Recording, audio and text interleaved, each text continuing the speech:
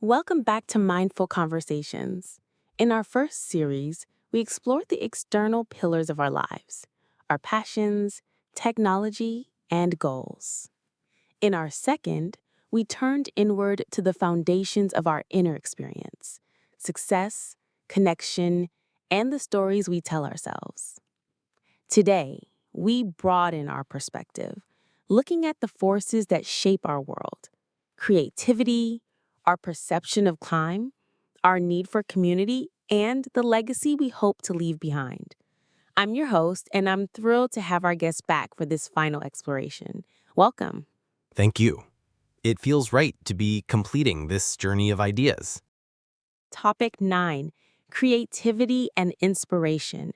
Let's begin with the spark that drives so much human progress: creativity. There's a persistent myth that creativity is a rare gift, something you're either born with or not. What's your perspective on that? It appears to be one of the most persistent and unhelpful myths we have. Creativity isn't a magical talent, it's a skill of association. It's the practice of connecting existing ideas in new ways. The most creative people aren't summoning ideas from nothing. They are voracious collectors of information, experiences, and concepts, what you might call dots. Their skill lies in their ability to connect those dots in surprising ways. It's a muscle that gets stronger with exercise, not a fixed trait. If it's a muscle, then it needs to be trained. So many of us wait for inspiration to strike like lightning. How can we shift from passively waiting for inspiration to actively cultivating it in our daily lives? The key is to shift your focus from output to input. Inspiration is the output, but curiosity is the input. You can't be an interesting writer if you're not an interested reader. You can't be an innovative problem solver if you're not curious about how other fields solve problems. Actively cultivate inspiration by diversifying your inputs. Read a book on a topic you know nothing about. Listen to music from a different culture. Take a different route to work. Have a conversation with someone whose life is completely different from yours. Inspiration isn't found, it's the result of a deliberate hunt for new dots to connect. Topic 10: The nature of time and patience.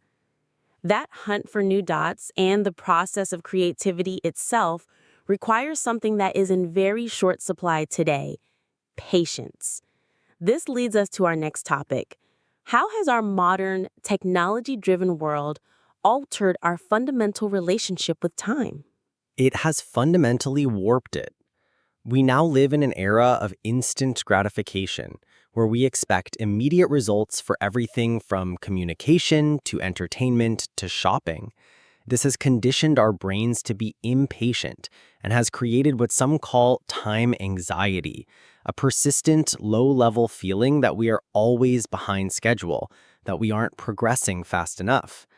We have lost the art of letting things incubate and unfold naturally. We want the flower, but we have no patience for the seed, the soil, and the seasons. Time anxiety is a very relatable term. So, how can we consciously reclaim a healthier, more patient relationship with time in a world that demands speed? It requires deliberately introducing slow practices back into our lives. These are activities that cannot be rushed and have no shortcuts. Things like gardening, learning a musical instrument, cooking a complex meal from scratch, or reading a long physical book. These activities force our internal clock to slow down and resynchronize with a more natural rhythm. Another powerful mental tool is to practice zooming out. When feeling anxious about a week's lack of progress, zoom out and look at the progress you've made in a year. When anxious about a year, think in terms of a decade. This contextualizes our short-term impatience against our long-term journey. Thinking in longer terms often involves the people we share our journey with. We've discussed deep, one on one connections, but what is the role of a broader community in living a fulfilled life? If one-on-one connection is the anchor, community is the harbor. It provides a sense of belonging, a shared identity, and a context for our individual lives.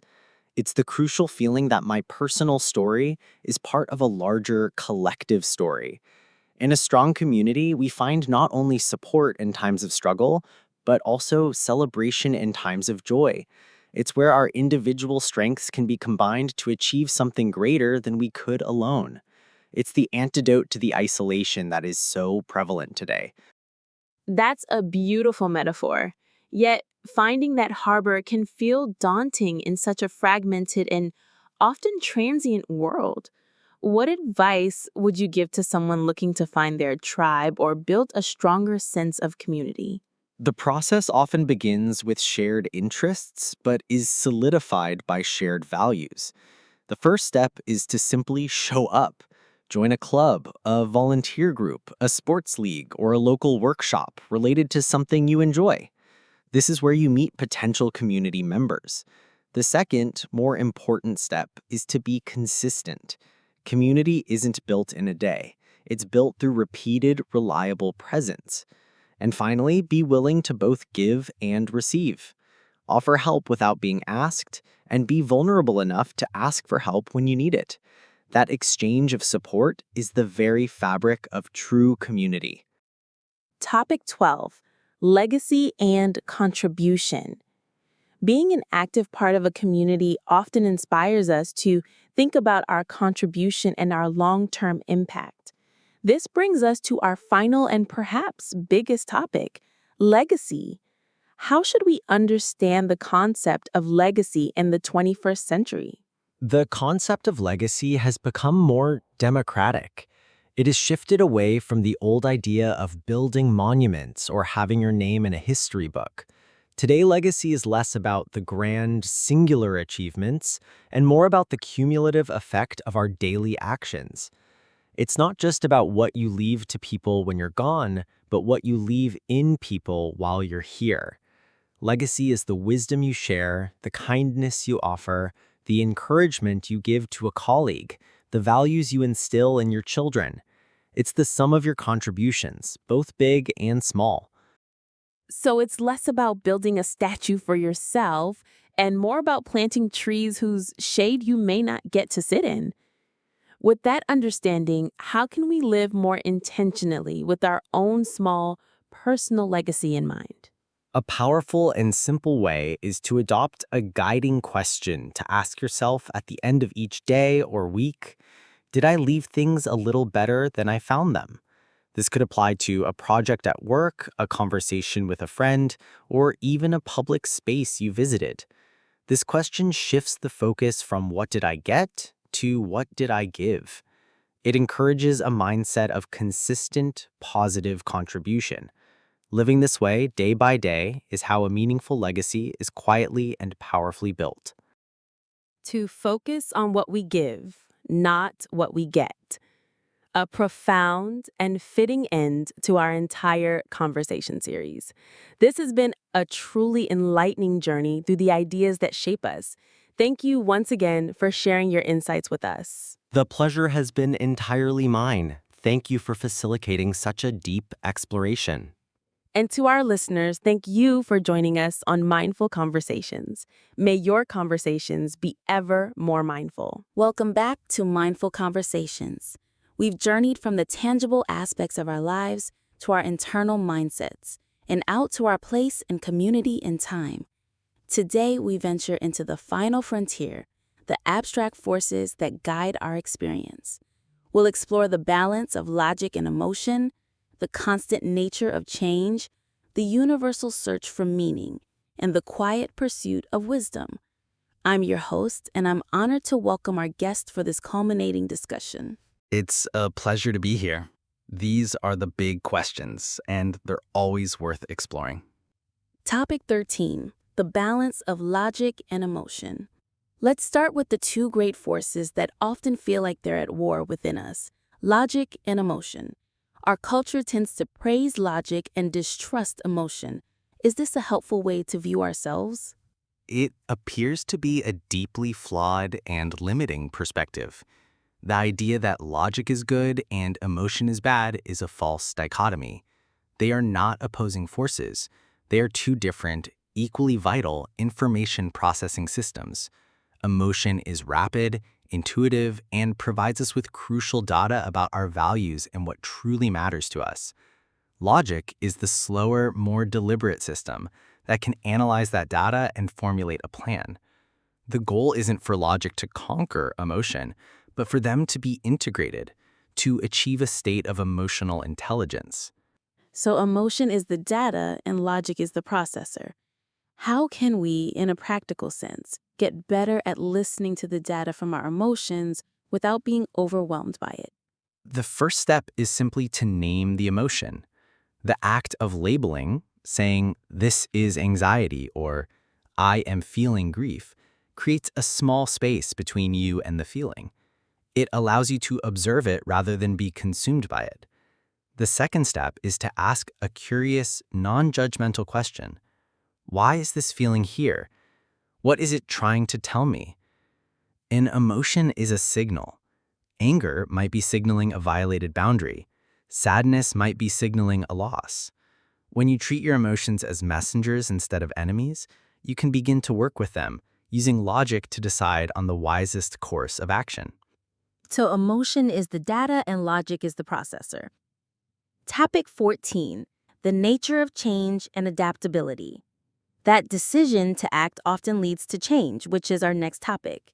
It's said that change is the only constant in life, yet as humans, we seem to resist it at every turn. Why is there such a deep-seated resistance to the one thing that is inevitable? The resistance comes from a very primal place. The human brain is fundamentally a survival machine, and its primary goal is to keep us safe. It does this by creating stable, predictable models of the world. Change, by its nature, introduces uncertainty and unpredictability. The brain interprets this uncertainty as a potential threat, triggering a stress response. So our resistance to change isn't a character flaw, it's a biological feature. We are wired to prefer the familiar, even if it's uncomfortable, over the uncertain. If it's a biological feature, are we destined to fight it forever? Or is adaptability a skill we can develop to better navigate the constant flow of change? It is absolutely a skill, and perhaps one of the most critical skills for thriving in the 21st century. Adaptability is essentially the practice of becoming comfortable with discomfort. One way to build this skill is through voluntary discomfort, intentionally and regularly stepping outside your comfort zone in small, manageable ways. This could be taking a cold shower, trying a food you think you dislike, or starting a conversation with a stranger. These small acts teach your nervous system that uncertainty isn't always a threat and that you are capable of handling the unexpected. Over time, your baseline for what feels safe expands, and your resistance to larger life changes begins to soften. Topic 15, the search for meaning and purpose. Adapting to change often forces us to reevaluate our lives, which leads directly to one of humanity's biggest questions, the search for meaning. Is a sense of purpose something we are meant to find, as if it's a hidden treasure, or is it something we must actively create? I believe it's a dynamic interplay between the two. It's a process of discovery and creation. The discovery part involves looking inward at our unique combination of curiosities, talents, and pains. What topics do you naturally gravitate towards? What problems in the world stir your empathy or anger? These are the raw materials, the clues to your purpose. But these clues are not the purpose itself. The creation part is taking these raw materials and actively building something with them. It is the conscious choice to orient your life around a principle or in service to a cause that is larger than yourself.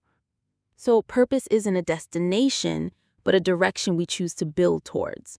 For someone feeling lost or adrift, what is a small first step towards cultivating a sense of meaning in their daily life? A very small but profound first step is to shift the question from the abstract to the concrete. Instead of asking, "What is the meaning of my life?" ask, "How can I be useful to someone else right now?" This immediately grounds the search for meaning in action and contribution. It could be as simple as truly listening to a friend, helping a neighbor with their groceries, or sharing your knowledge on a topic with someone who needs it. Meaning is often a byproduct of helpfulness. When you focus on being useful, a sense of purpose tends to follow. As we navigate all these complex themes, emotion, change, and meaning, the hope is that we gain wisdom along the way. In a world drowning in information, what is the crucial difference between being knowledgeable and being wise? It's a beautiful and important distinction. A classic way to put it is, knowledge is knowing that a tomato is a fruit. Wisdom is not putting it in a fruit salad. Knowledge is about accumulating facts and information, the what. Wisdom is about understanding context, nuance, human nature, and the interconnectedness of things, the why and the how. A knowledgeable person can tell you the details of a past mistake. A wise person has integrated the lesson from that mistake and uses it to make better decisions in the present. Knowledge is learned from the outside in. Wisdom is cultivated from the inside out, through reflection on direct experience. So wisdom requires not just experience, but reflection. How can we ensure that as we age and accumulate experiences, we are also actively cultivating wisdom? The single most important ingredient is to maintain a beginner's mind. This means resisting the urge to believe you have it all figured out. It's the practice of staying curious, asking questions, and being willing to update your own beliefs in the face of new evidence. One practical way to do this is to actively seek out perspectives that challenge your own. Read books by authors you disagree with. Listen to people with different life experiences. Wisdom isn't about arriving at a final set of answers. It's about getting better at asking questions and holding the complexities of life with humility and grace. To remain curious and hold life with humility and grace. I can think of no better principle to end on. This has been a remarkable journey. Thank you for guiding us through it with such clarity. The honor was all mine. Thank you for creating the space for this conversation. And to our listeners, thank you for joining us on Mindful Conversations. May the end of our series be the beginning of many of your own.